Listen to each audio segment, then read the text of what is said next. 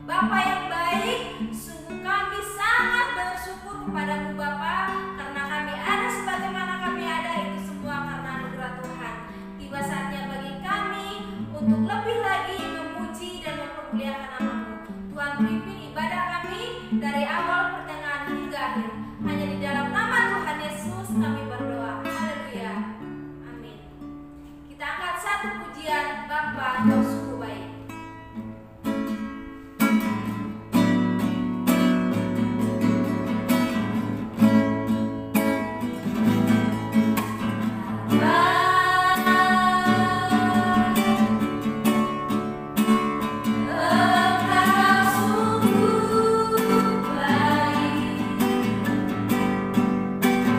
Kasih pun berlimpah.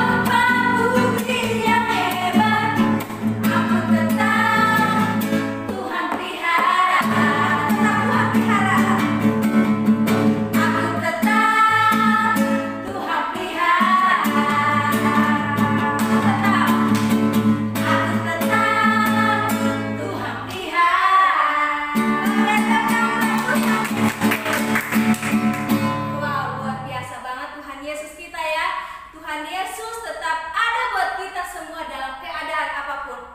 Oke? Amin. Jadi jangan takut, Tuhan Yesus selalu memelihara kita semua. Oke, tiba saatnya bagi kita untuk mendengarkan kebenaran firman Tuhan. Semuanya adik-adik dipersilakan duduk kembali.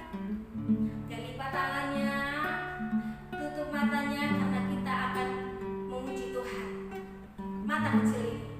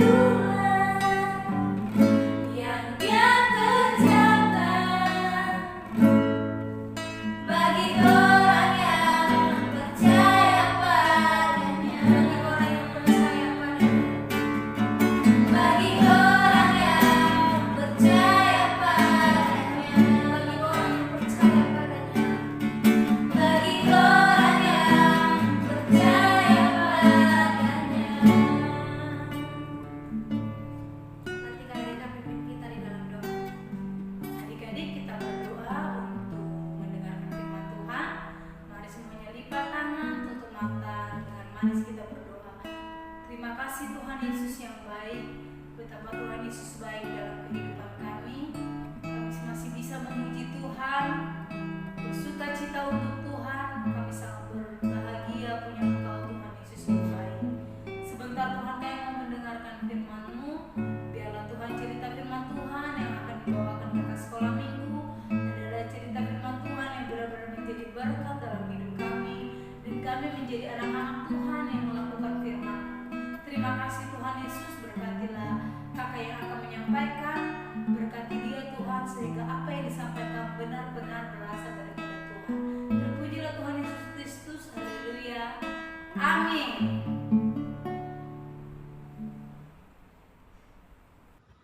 Shalom adik-adik. Wah, sepertinya adik-adik semua sudah sama siap mendengarkan cerita firman Tuhan ya.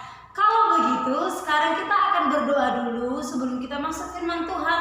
Mari semuanya lipat tangan, tutup mata, kita berdoa. Tuhan Yesus yang baik, terima kasih ya. Tuhan Yesus begitu baik dalam hidup kami. Kami sehat, kami kuat, semua karena kebaikan Tuhan. Sebentar Tuhan Yesus, kami akan mendengarkan cerita firman Tuhan. Biarlah Tuhan memberkati hati kami, telinga kami menjadi seorang murid yang dengar-dengaran. Terpujilah Tuhan Yesus Kristus. Kami siap mendengarkan cerita firman Tuhan. Haleluya. Amin. Ya. Adik-adik, tadi kan adik-adik sudah melihat di awal ibadah bahwa ada seorang bapak yang sedang sakit kulit, tetapi tiba-tiba sembuh setelah dia mandi di Sungai Yordan. Wah, siapa ya kira-kira bapak itu? Yuk adik-adik, kakak minta semuanya dengarkan cerita ini sampai selesai ya. Duduk yang manis, tidak ada yang jalan-jalan dan tidak ada yang main handphone. Oke, kita masuk ke dalam cerita firman Tuhan. Jadi adik-adik, di kota Aram adalah seorang panglima raja. Siapa adik-adik? Ya, seorang panglima raja. Dia sangat gagah perkasa dan dia juga sangat disukai oleh banyak orang, termasuk Raja Aram adik-adik. Raja Aram sangat sayang kepadanya, sangat menghargai dia. Karena apa ya?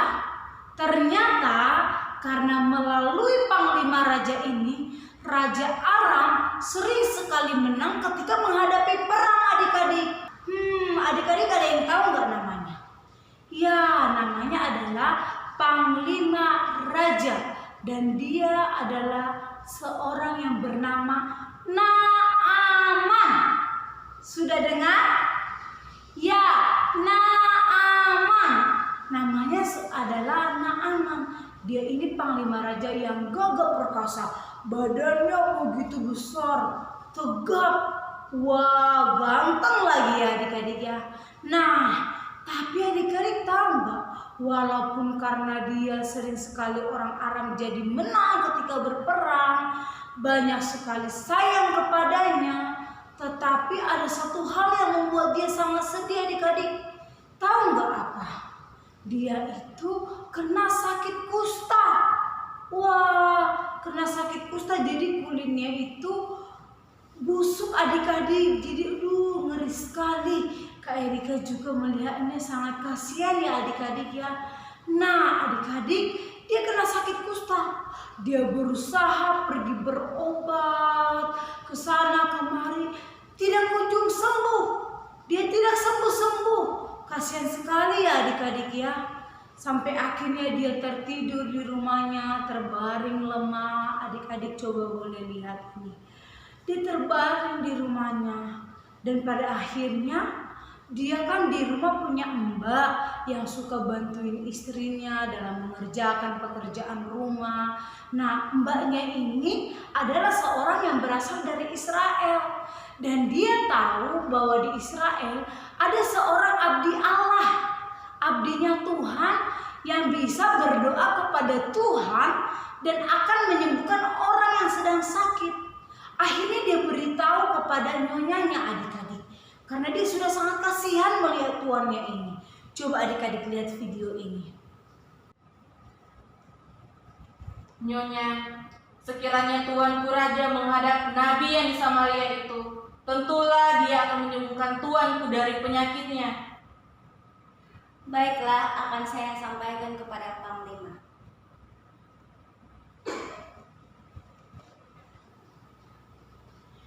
Nah, adik-adik sudah mendengarkan perkataan mbaknya tadi. Oh iya, jadi mbaknya ini bilang, Nyonya tolong beritahu Tuhan untuk pergi meminta doa kepada abdi Allah yang ada di Samaria. Tentu dia akan sembuh. Mbaknya sangat yakin bahwa ketika nanti si panglima raja ini minta doa kepada abdi Allah yang ada di Samaria, tentu dia akan sembuh.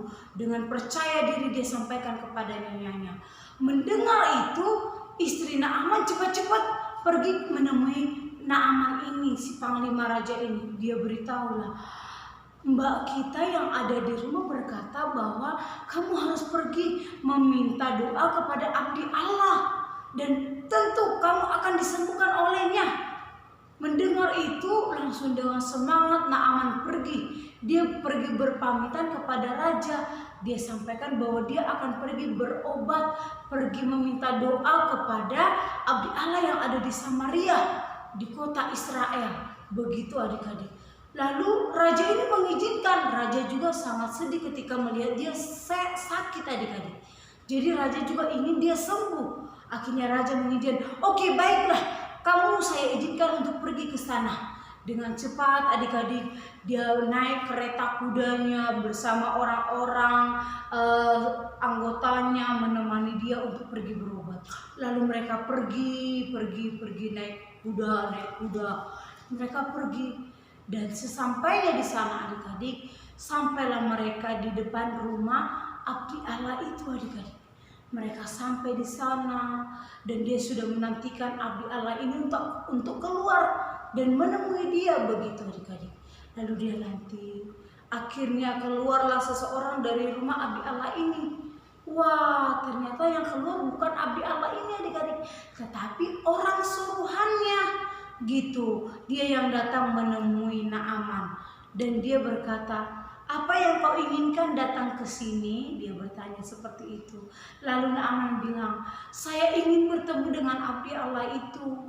Saya ingin meminta dia untuk berdoa kepada saya agar saya sembuh dari sakit kusta saya. Saya sudah sangat menderita sekali dengan penyakit ini." Dia berkata begitu adik-adik. Lalu adik-adik tahu sebelumnya si abdi Allah ini telah mengajari dan memberikan pesan kepada orang suruhannya ini. Lalu orang suruhannya bilang seperti ini, "Kalau kamu mau sembuh, sekarang kamu boleh pergi ke Sungai Yordan. Kamu mandi di sana, lalu kamu membenamkan dirimu sebanyak 7 kali. Percayalah, kamu pasti akan sembuh." Adik-adik coba lihat gambar ini. Ini adalah ketika orang suruhannya abdi Allah ini menyuruh dia untuk pergi mandi dan membenamkan diri sebanyak 7 kali di Sungai Yordan. Nah, adik-adik tahu nggak? Mendengar itu Naaman tidak langsung semangat dan pergi. Tidak adik-adik. Tapi awalnya dia kesal dulu. Adik-adik tahu nggak? Kenapa sih Naaman kesal? Harusnya kan dia senang. Kan dia udah mau sembuh. Iya, jadi dia awalnya kesal. Dia bilang begini, "Kenapa sih dia nggak keluar aja si abdi Allah itu? Kenapa harus menyuruh orang? Udah gitu menyuruhnya, suruh sayanya pergi mandi ke Sungai Yordan lagi. Kan Sungai Yordan itu bukanlah sungai yang bersih. Kan masih ada sungai di kota Damsyik yang jauh lebih bersih. Kenapa nggak suruh saya mandi ke situ?" Dia bilang begitu adik-adik. Nah, dia itu kenapa dia agak kesal? Dia tidak terima adik-adik disuruh mandi di Sungai Yordan. Karena apa? Dia tahu Sungai Yordan itu bukanlah sungai yang bersih. Masih banyak sungai yang bersih seperti sungai di Damsyik. Dia berkata dalam Alkitab bahwa jauh lebih bersih sungai-sungai di Damsyik. Kenapa sih nggak suruh saya mandi ke situ aja? Nah, ketika teman-temannya Naaman yang bersama-sama dengan dia mendengar Naaman sedang ngedumel, sedang bete gitu, mereka datang lalu mereka bilang begini, "Tuan, sudah ikuti saja apa yang dikatakan oleh suruhannya abdi Allah itu. Yang penting kan Tuan sembuh, tidak apa-apa, ikuti saja." Setelah mendengar arahan dari orang-orang bawahannya, akhirnya Naaman, "Iya ya udah deh, aku ikuti aja, yang penting aku sembuh." Dia bilang begitu adik-adik. Akhirnya dia pergi dan dia pergi ke sungai yang disuruh oleh si abdi Allah tadi. Sesampainya di situ adik-adik, dia membuka bajunya dan dia mulai masuk ke dalam sungai itu. Dan akhirnya coba kita lihat ini adik-adik, dia akan membenamkan dirinya sebanyak 7 kali. Yuk adik-adik, kita lihat dia membenamkan dirinya sebanyak 7 kali.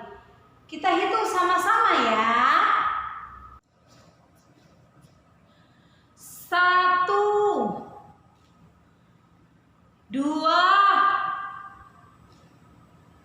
3,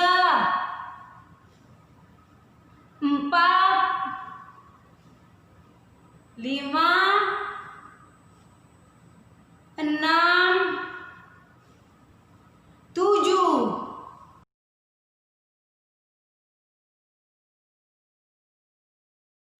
Wah, adik-adik semua tepuk tangan dulu untuk Tuhan kita. Wah, adik-adik, kita punya Allah sungguh hebat ya. Dia luar biasa. Dia benar-benar bisa menyembuhkan Naaman dari sakit kustanya. Wah, kita harus bangga punya Tuhan Allah yang hebat, yang luar biasa. Nah, adik-adik, setelah Naaman melihat dia sembuh, wah, dia sembuh, dia sangat senang. Dia lompat kegirangan. Yeay, saya sembuh. Pasti dia sangat girang, adik-adik. Dia sembuh. Setelah itu adik-adik, karena dia sudah sembuh, dia sangat ingin berterima kasih kepada abdi Allah itu, adik-adik. Setelah dia sembuh, dia naik dari sungai itu, lalu dia pergi menemui abdi Allah itu. Dia pergi menemui dan dia katakan, saya sangat berterima kasih karena doamu saya telah menjadi sembuh. Dia bilang begitu. Lalu abdi Allah ini berkata, mengucap syukurlah kepada Tuhan bahwa Tuhan, sebab Tuhanlah yang sudah menyembuhkan kamu. Dia bilang begitu, adik-adik. Lalu saya sangat berterima kasih kepada Tuhan, dan sekarang saya tahu bahwa tidak ada Allah lain selain dari Allah Israel. Dan saya sangat bersyukur. Kalau begitu, sebagai ucapan terima kasih saya, terimalah hadiah dari saya. Dia memberikan hadiah 2 keping perak dan masih banyak lainnya, adik-adik. Dia persembahkan kepada abdi Allah ini, kepada Elisa. Nama abdi Allah itu adalah Elisa, adik-adik. Dia persembahkan kepada Elisa. Namun abdi Allah ini berkata, demi Tuhan yang hidup, saya hanyalah seorang pelayan Tuhan dan saya tidak akan menerima apa-apa dari kamu. Lalu si Naaman terus memaksa, namun abdi Allah ini tetap menolak. Saya tidak mau menerima apa-apa karena saya hanyalah seorang pelayan Tuhan. Karena dia tidak mau, akhirnya Naaman, baik kalau begitu saya akan membawa ini kembali dan biarlah Tuhan mengampuni setiap dosa saya, dan saya berjanji tidak akan menyembah Allah lain lagi selain daripada Allah Israel. Dia berjanji seperti itu, adik-adik. Dan abdi Allah itu berkata, pergilah dengan selamat. Lalu ketika dia pergi di tengah jalan, tahu nggak adik-adik? Tadi kan Kak Erika bilang ada orang suruhan abdi Allah itu kan, yang suka bantu-bantu abdi Allah itu. Dia tahu nih, si abdi Allah ini telah menolak hadiah yang mau diberikan oleh Naaman. Wah, dia gusar hatinya, nggak terima. Aduh, kenapa sih Elisa tidak menerima hadiah yang diberikan? Itu kan sangat banyak. Wah, bisa kaya raya kalau menerima hadiah dari Naaman tadi. Aduh, gimana ya? Aduh, dia sangat gelisah, adik-adik. Dan akhirnya dia memutuskan apa, adik-adik? Dia memutuskan dia yang akan pergi mengambil hadiah itu dari Naaman. Dan akhirnya dia kejar Naaman, adik-adik. Dengan nekat dia pergi temui Naaman. Dia kejar kan tadi Naaman sudah pulang. Dia kejar Naaman, dia bilang begini. Setelah bertemu dengan Naaman, dia berbohong, adik-adik. Dia bilang, maaf Tuan, tadi Bapak Elisa abdi Allah itu menyuruh saya untuk menemui Anda dan mengambil hadiah yang tadi tidak jadi dia ambil. Dia menyuruh saya untuk mengambil kembali. Tahu nggak adik-adik? Dengan tulus hati Naaman percaya bahwa dia disuruh oleh Elisa abdi Allah tadi. Dengan tulus hati dia memberikan, oke, baiklah, kalau begitu ambillah ini. Saya sangat bersuka cita ketika Tuhan mau mengambil ini. Dikasihlah, adik-adik. Lalu setelah diberikan, si orang suruhannya abdi Allah ini pergi. Setelah diberikan, orang suruhannya abdi Allah ini pergi meninggalkan Naaman. Mereka berpisah. Dia kembali ke rumah dan menyembunyikan hadiah yang telah diambilnya secara diam-diam ini, adik-adik. Setelah disembunyikan di rumahnya, dia pergi bekerja kembali ke rumah abdi Allah tadi. Tetapi adik-adik tahu, dia tidak bisa berbohong. abdi Allah ini tahu bahwa dia pergi secara diam-diam menemui Naaman dan mengambil hadiah itu. Lalu abdi Allah ini bertanya kepada orang suruhannya ini, "Kamu habis dari mana?" Lalu orang suruhannya ini menjawab, "Tidak Tuan, saya tidak habis dari mana-mana, saya dari tadi di sini kok." Lalu si abdi Allah ini berkata, "Kamu itu berbohong kepada saya. Saya tahu kok kalau kamu pergi menemui Naaman dan mengambil hadiah yang tadi dia persembahkan kepada saya, tetapi saya tolak kan. Kamu pergi mengambil itu kan?" Dia bilang begitu. Wah, dia ketakutan kan, karena dia ketahuan adik-adik. Dan akhirnya abdi Allah itu berkata seperti ini, "Karena kamu sudah menerima hadiah dari dia dengan secara diam-diam, bahkan kamu berbohong, kamu katakan bahwa saya yang menyuruh kamu, sekarang kamu terima akibatnya." Adik-adik tahu apa yang menjadi akibatnya? Penyakit yang ada pada Naaman tadi pindah kepada si orang bawahannya, si abdi Allah ini, si Gehazi ini, namanya adalah Gehazi. Dia menjadi sakit seperti sakit Naaman tadi. Sakitnya pindah kepada dia. Aduh, seram banget ya.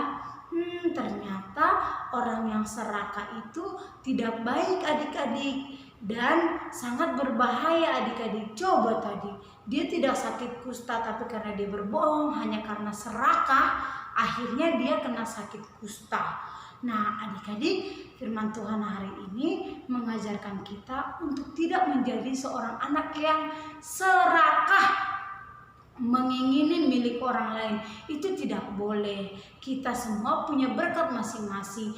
Jangan mengingini milik orang lain. Orang lain punya apa, kita pengen. Itu tidak boleh. Itu namanya kita serakah, ya. Itu tidak baik di mata Tuhan. Nah, sampai di sini cerita firman Tuhan hari ini adik-adik. Dan firman Tuhan hari ini terambil dari 2 Raja-Raja 5 ayat 1 sampai 27. Adik-adik boleh baca di rumah ya, dengan Alkitab adik-adik masing-masing. Oke, kalau begitu sekarang kita berdoa yuk. Tuhan Yesus yang baik, terima kasih kami sudah mendengarkan cerita firman Tuhan. Dan hari ini kami boleh diingatkan kembali untuk menjadi orang yang hanya percaya kepada Tuhan Yesus dan juga tidak menjadi anak yang serakah. Terima kasih Tuhan Yesus, kami bersyukur. Dan Tuhan Yesus, hamba-Mu berdoa buat adik-adik sekolah minggu. Tuhan tetap memberkati kehidupan mereka, kesehatan panjang umur menjadi bagian mereka Tuhan. Terima kasih Tuhan Yesus, terima kasih buat cerita firman Tuhan hari ini yang sudah mengingatkan kami. Terpujilah Tuhan Yesus Kristus, haleluya, amin. Tuhan memberkati adik-adik, selamat hari Minggu.